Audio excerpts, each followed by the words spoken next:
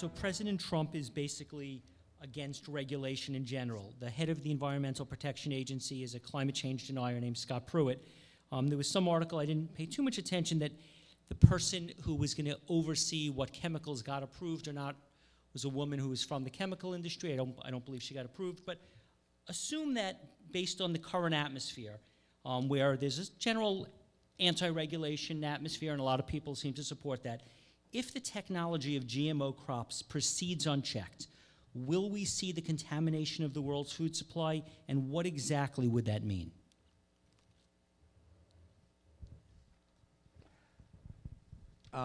We will not see the contamination of the world's food supply because to a great extent the world has rejected this technology intelligently.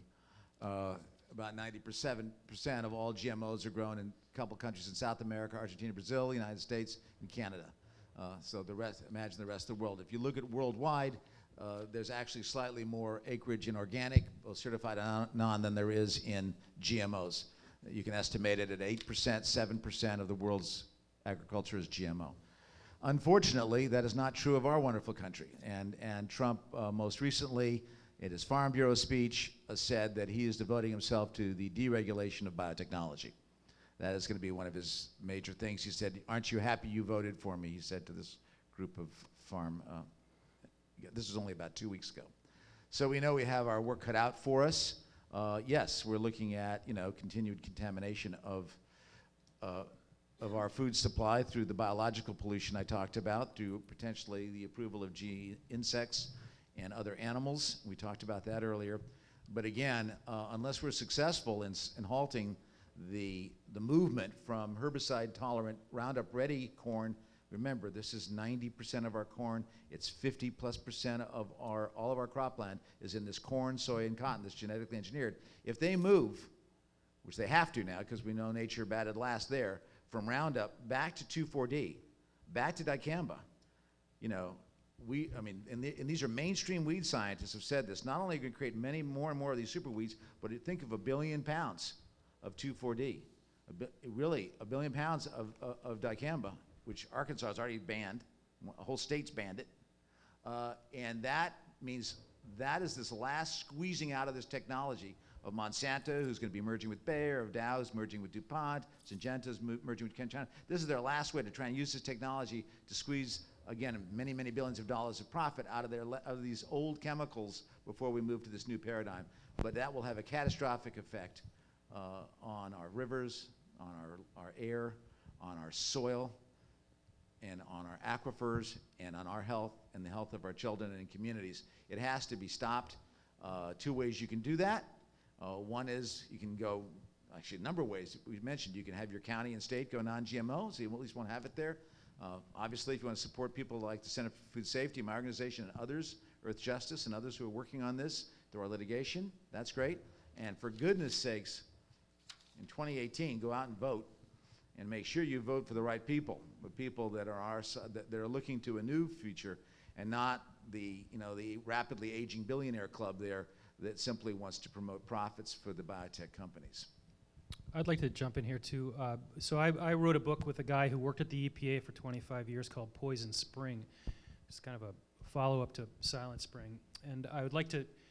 As much as I'd like not to take the heat off of Trump, it's worth remembering that these problems are way deeper than Trump, and they're way deeper than Republican politics. These issues of the revolving door between industry and government is as old as government, I suppose. It's just gotten scaled up with the size and power of corporations.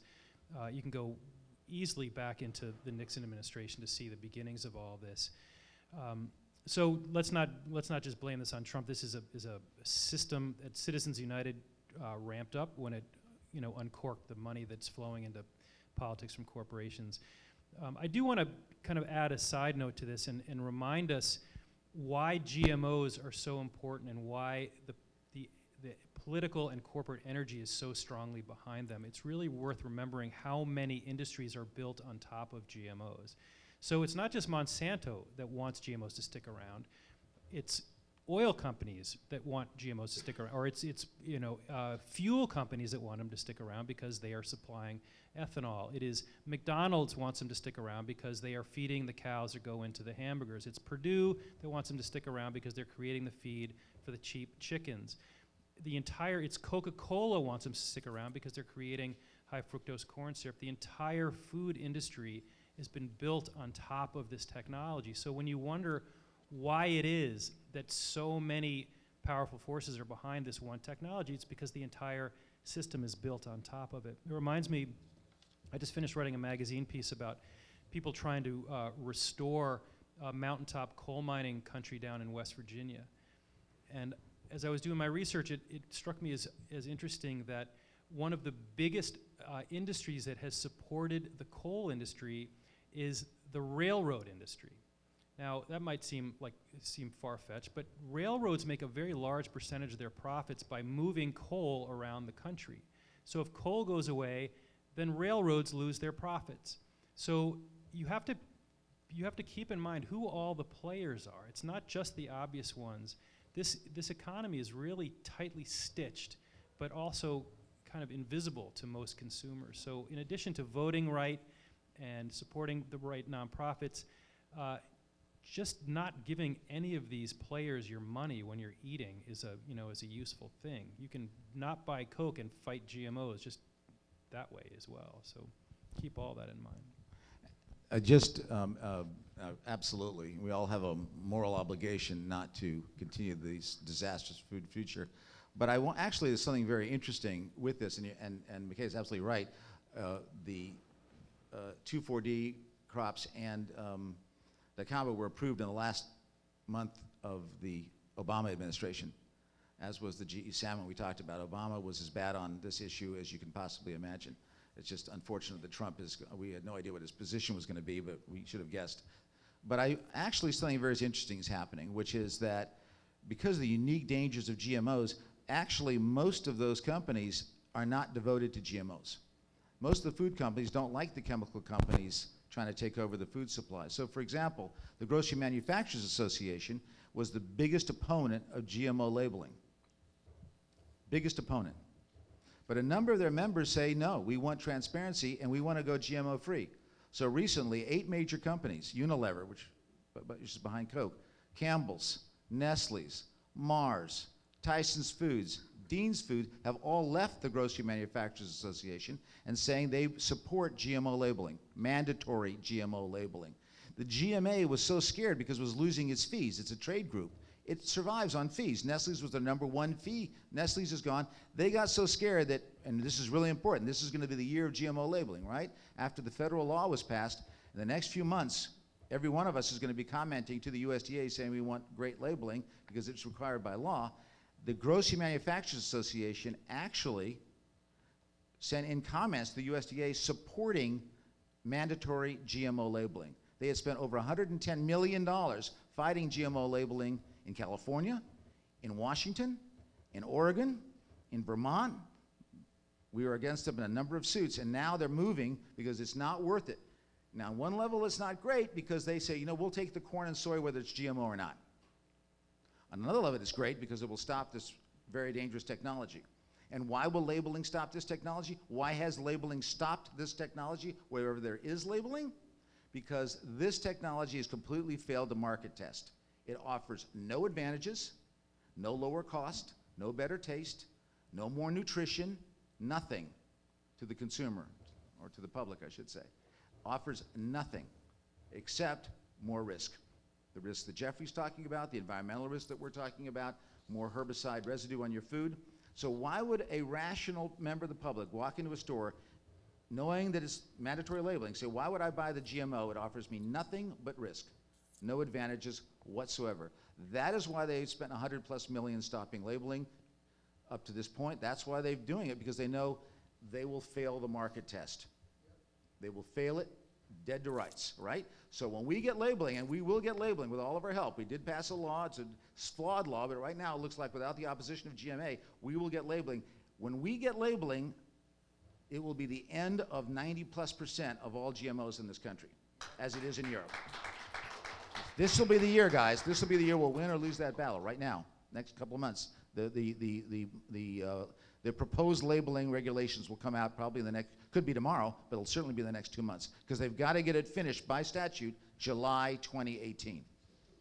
They have to get mandatory labeling requirements finished by July 2018. That's our deadline to make sure they're the right kind of regulations. And if they are, it will be a death blow to a huge amount of GMOs in the United States of America.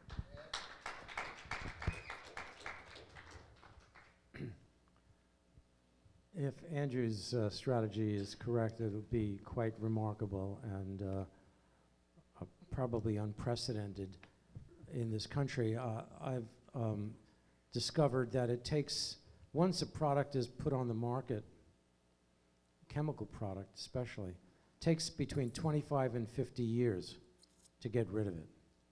25 to 50 years. I'm talking about asbestos, PCBs, and a few other chemicals that have been banned. We have about 85,000 chemicals that are in the industrial system. Very few of them have been fully assessed for their risk. And in 40 years under TSCA, over many different administrations, only 5 of them have been banned. PCBs is another one. But it took 25 to 50 years to do it. So it's an enormous effort once these products are on the market. Now, there was one great exception, but you can't repeat it very often, and that was the chemical Alar. Some of you are old enough to remember that in the 1980s. But the NRDC put out a study that was not published that said that children are going to get cancer, 5,000 more a year, because the apples were sprayed with Alar. And it wasn't even a pesticide, it was a growth promoter, so that they could be picked all at the same time. And 60 Minutes told the story. And within days, all the consumers stopped buying apples and apple juice. Completely. It was a consumer-driven move. And within weeks, the manufacturers stopped making the product, Alar, diminazide. And I remember speaking to 1,000 people at the Washington Press Club. Many of them were farmers. And I said, you know, you folks, you do a lot of studies of the proper color of your tomatoes and the proper color of the apples that the consumer would buy. Why don't you do a focus group study and tell the focus groups that you have a substance that you spray on the apples so that they can be picked by one group of migrant farmers at one time, and that causes cancer in animals, and see what they have to say. And maybe you wouldn't have gone through this mess. And of course, they couldn't believe I could even raise that question.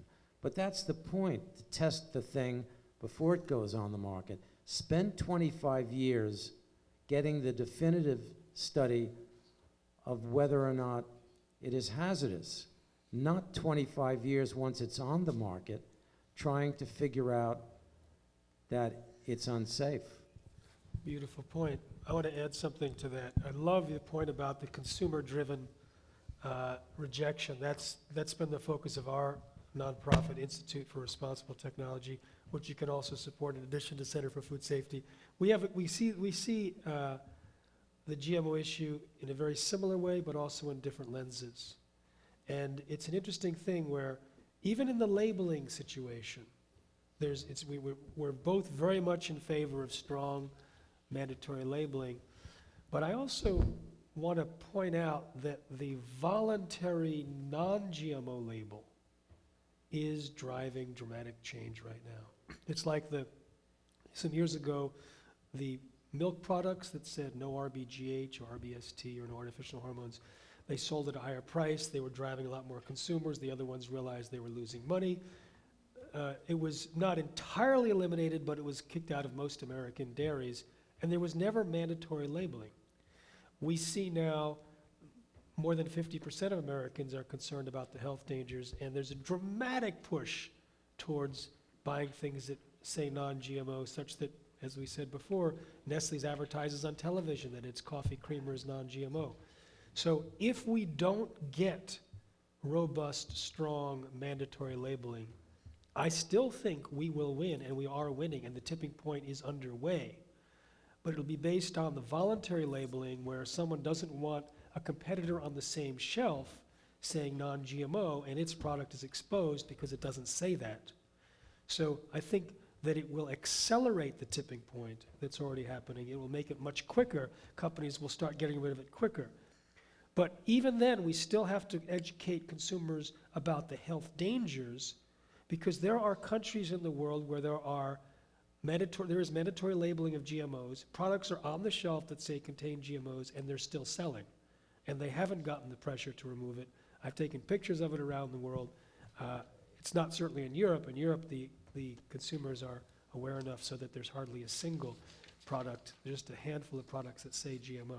So I just wanted to give that other perspective, that the part of the lenses that we see differently is Andy works in Washington. He's involved in litigation and policy, and I'm like, I lived in the Midwest, now in California, is far away from Washington, and try and deal with things on a more general public level. Just to say that I'm actually president of Humane Farm Animal Care that does certified humane, and I also have spent my life in working in creating the organic standards. So I have an enormous respect for market pressure, and I've worked on that as much as I've worked on litigation, and I totally support this idea. The Non-GMO Project has done a phenomenal job, and it's very important to look for that non-GMO sticker. The only issue with that is that it puts the burden on the wrong people. It puts the burden on producers who haven't changed what they're doing. They have got to test and say that they're non-GMO. Meanwhile, the producers that are doing the GMOs don't have to do anything. Right. That's not fair. That's just wrong. So people can still label non-GMO if they want, that's great, but we should put the burden on the people that have put these products in the marketplace to be forced to label in a mandatory fashion that their product contains these GMOs. That puts the burden on the right people. It doesn't mean that somebody out there who's had a dairy farm that's never gone into this has to take the time, effort, and labeling to label themselves as non-GMO to be protected from the market reaction. So it's much fairer. On the other hand, any kind of market pressure works together with legislation and policy. You need all those things working together. It's not either or, it's all of it together if we're going to win. As we've seen with organic, as we saw with BGH, which is a great example, that included litigation, included a federal circuit court lawsuit when Monsanto said it was unconstitutional to have not derived from BGH on the label. They said it violated their free speech rights for producers to say non-BGH. And they lost. We were in that case. They lost in the Fifth Circuit, and that's when they sold their product, when they realized that it could be labeled. And so that was a good combination of market with litigation. So High five. we High need five, all, Andy. Exactly. As always with Jeffrey, we need all of these tools if we're going to win this Absolutely. difficult battle. And I think it's a little apples and oranges, Shelley, with chemicals. So here's what I would say. After we win the GMO labeling battle, and we will win that battle, let's go for pesticide labeling.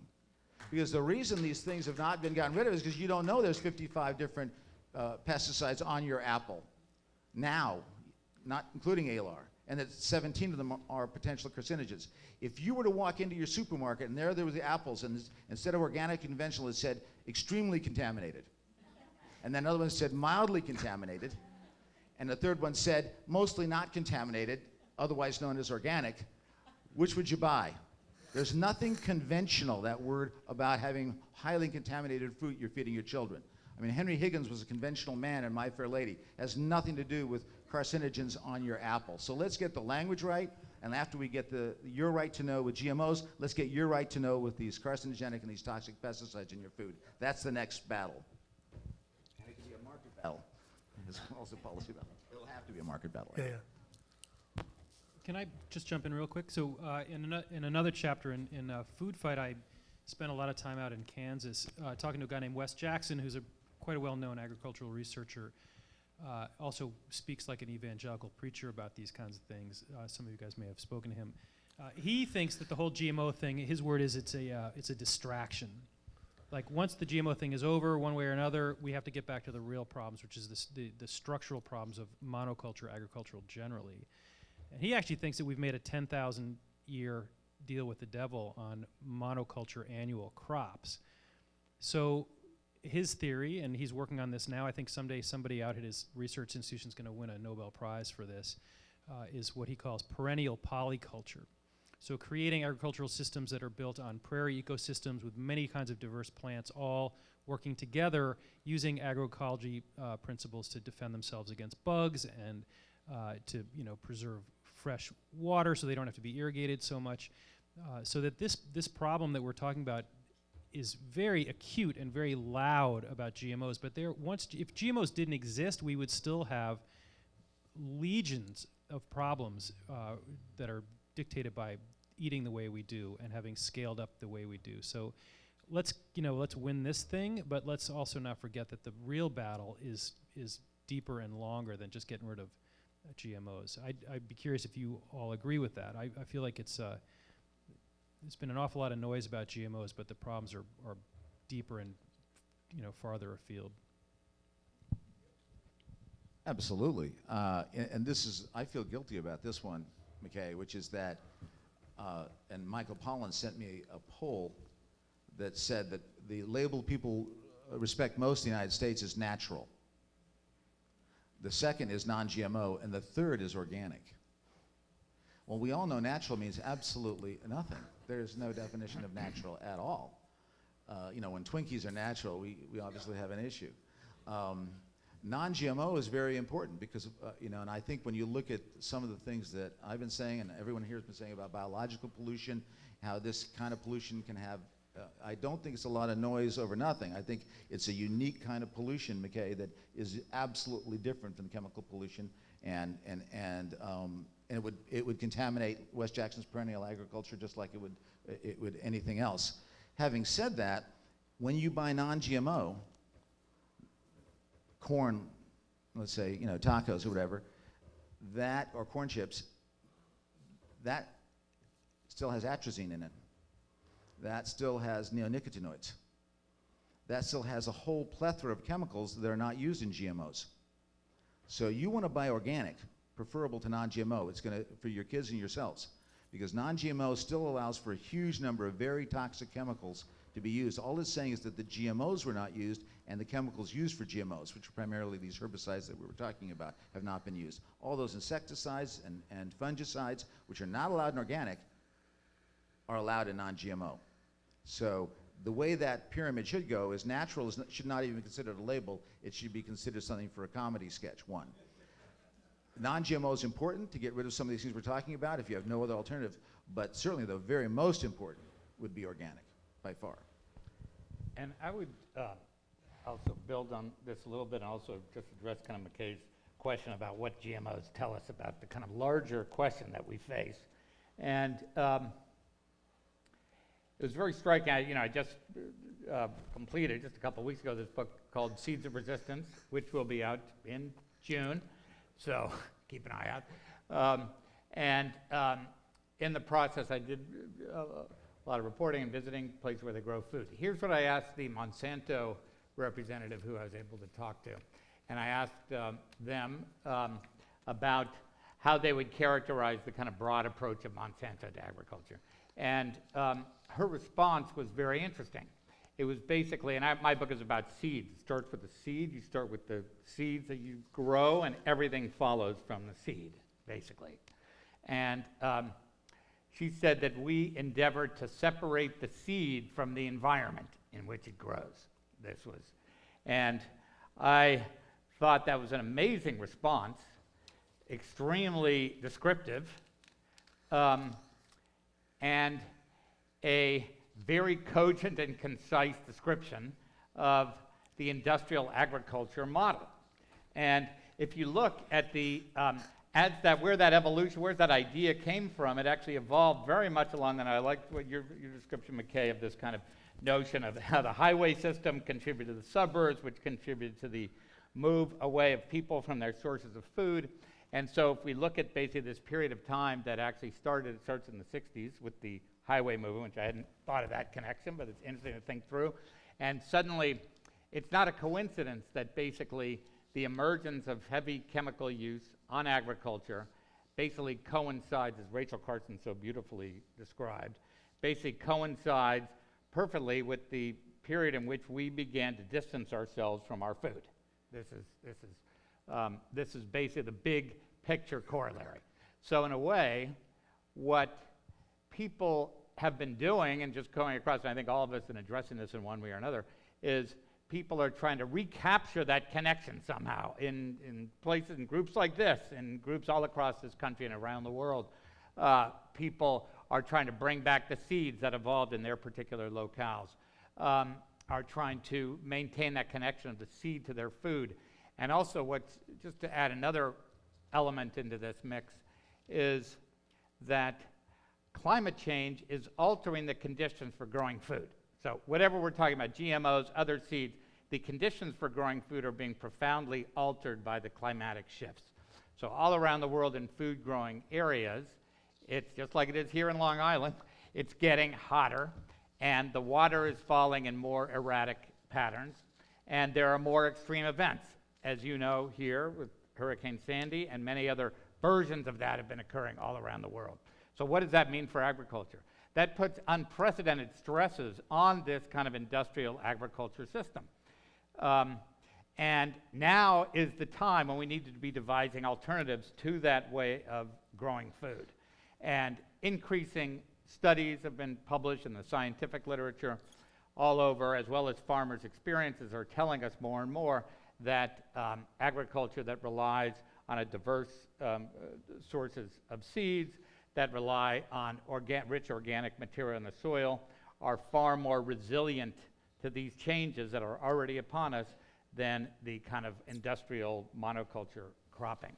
And so just to put the kind of GMO situation in this kind of larger context, I think there are very important movements and actually a consciousness that is actually beginning to creep into the public sphere, of which the kind of lobbying, labeling question is a symptom.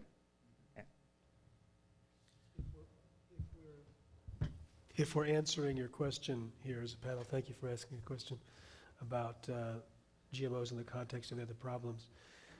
I was brought into, in my mind, I chose to be involved in this issue because of the hugeness and the irreversibility of the GMO issue.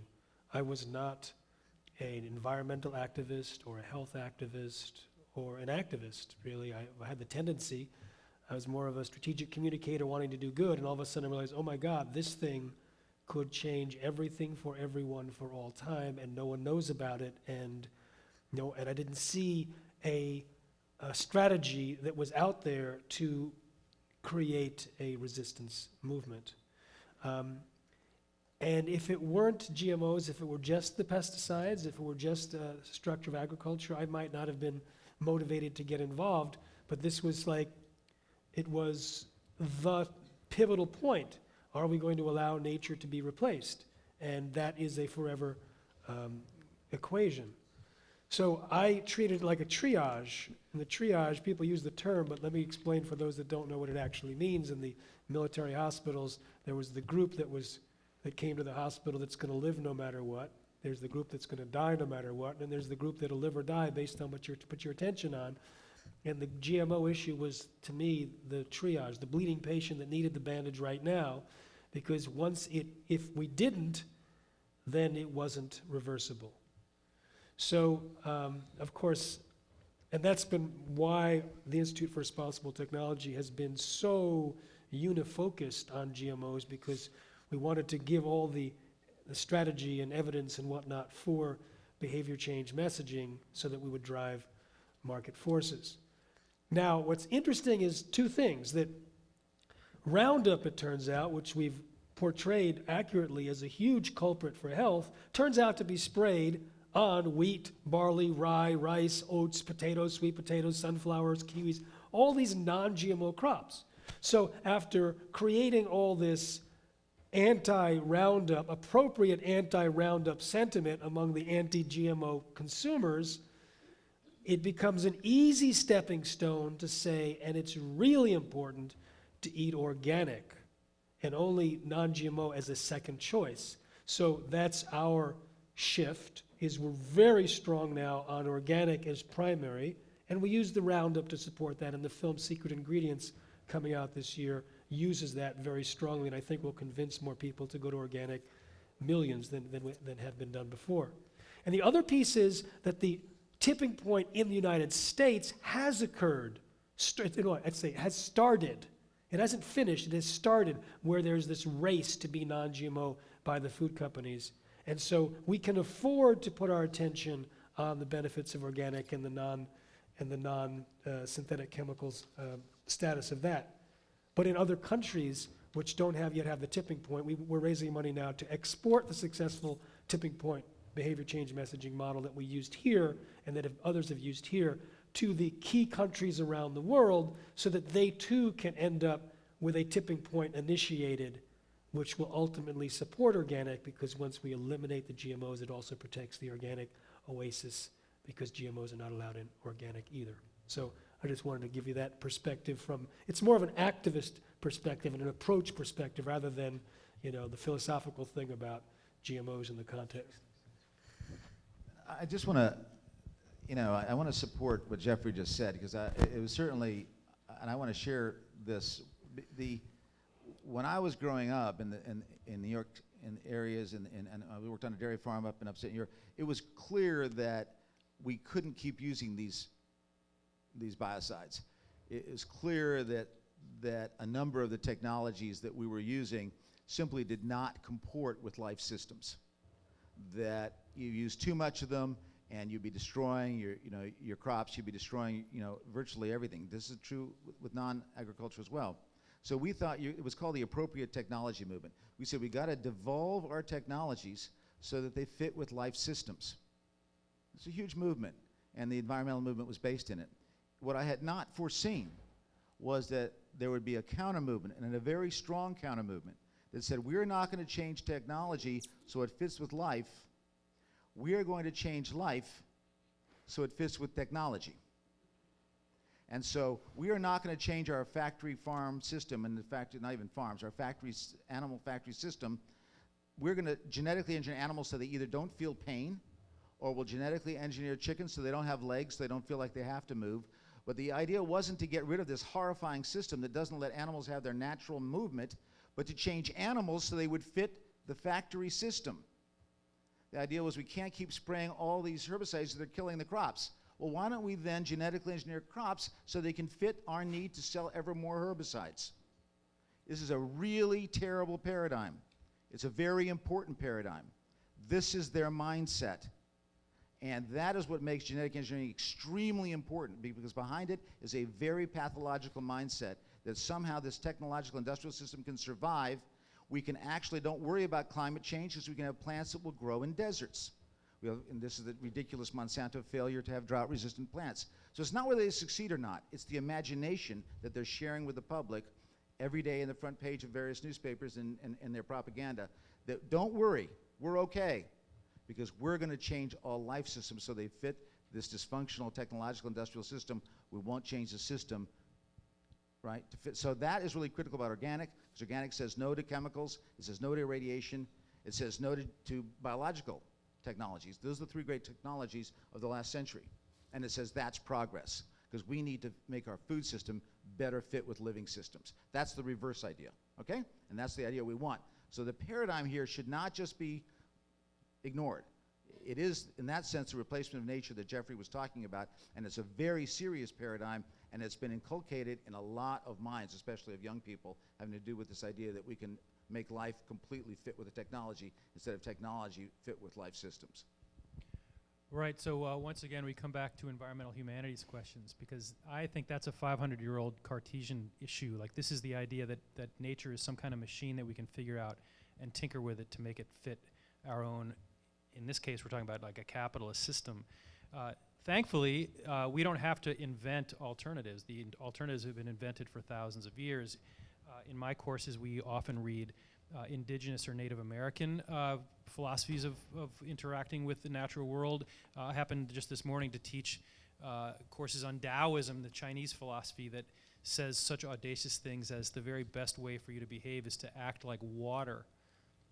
Taoism, as an old 2,500-year-old tradition, knew long ago, long before GMOs or anything else, that the very best way to function was to fit yourself into the systems that already exist. These much larger, much more subtle, much more intricate systems. We don't have to invent stuff, we just have to remember it.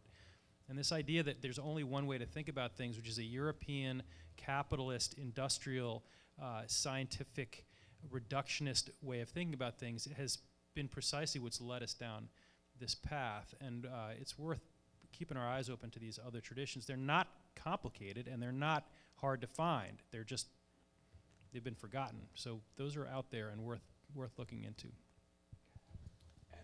Actually, I would just build on a little bit of what Mckay just said. What was very interesting is to realize how much, it's a little late in the process, but if you go down to the Southwest now, which has been experiencing extreme stress on the kind of food system, the agricultural system in Arizona, New Mexico, and other parts of the country, there's been a rejuvenated interest in Native American thinking about how to actually, which should not be that much of a surprise, but because we've kind of marginalized Native people so extremely in this country, that it now comes as this kind of stunning realization to remember that they have been growing food over thousands of years in this country, and the same thing exists in other countries. And so there's this kind of new attention to kind of native approaches to growing food, because they've gone through thousands of years of ebbs and flows, and embedded in the seeds that they grow are even the adaptive capacities to deal with some of these changes. Yeah, and I was just there for for almost 3 weeks, and they have another thing which is really interesting, which is this is where they live. Yes. They don't get That's to move. Right. Yes, right. They don't say, hey, you know, I'm kind of had it with Melville, New York. I'm heading over to Indiana. No, this is their land, and some of it's not very good land because of the genocide of the Native Americans with the land they ended up on. But they know they have to make this work. And it's Yes. kind of an interesting dynamic, you know, Mark, that they say, Yes, hey, we that's got to make true. this work. There's no alternative. We can't just Right. pollute this land like some animal factory, get rid of our aquifer, and then, oh, that's okay, I'm Monsanto, I can move to another state. This is not the night of the one-night stand thing. Right? This is, they got to live there. I thought, Very good point. Somehow I had Yes, not thought of that until I was down there. Yeah. I want to add about the indigenous cultures. I remember listening to a lecture on Ayurveda, and the doctor said that the way that the herbs work is that the human being is structured by certain laws of nature that are in particular sequences, and there's all the laws of nature in humans. But the herbs have specific laws of nature, here, scattered around the system. And when you take them, they're in your body, there's a resonance. So let's say you have a problem with your ear. He said if the same laws of nature that structure your ear are in that particular herb, if you have a problem with your ear, it's because the sequence is somehow corrupted. But the proper sequence is in the herbs, and you take it, and then there's a reverberation, there's a synchrony effect that happens. And the resonance from the proper sequence resets the sequence in the ear, and that's how the herbs work. And so this was an interesting concept from thousands of year old Ayurvedic health, which is based in India. When you look at the structure of the DNA and the RNA, all that, you have a sequence.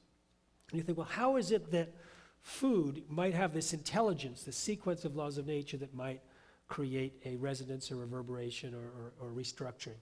And more recently, after I heard this, I learned that the food contains RNA sequences which help create gene expression.